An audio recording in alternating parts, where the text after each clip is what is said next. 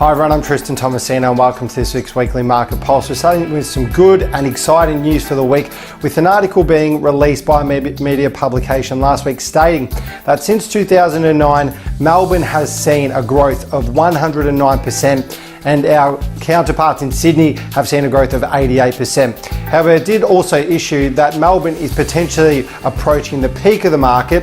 It has not yet peaked, but it is approaching the peak of the market, which traditionally means after that there may be a softening in the market.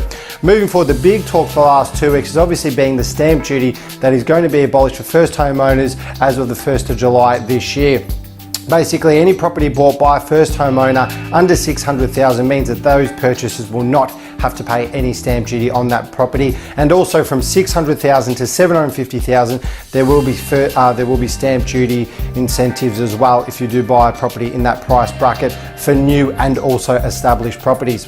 In our core market, what we're seeing at the moment is really three core markets. Firstly, we've obviously got the apartment and unit market, which is very strong, especially for homes that are styled and finished very well, apartments. And the villa market is very, very strong as always, with people getting priced out of the housing market. Villa units are great because they do have their own courtyard. Some have garages and off-street parking.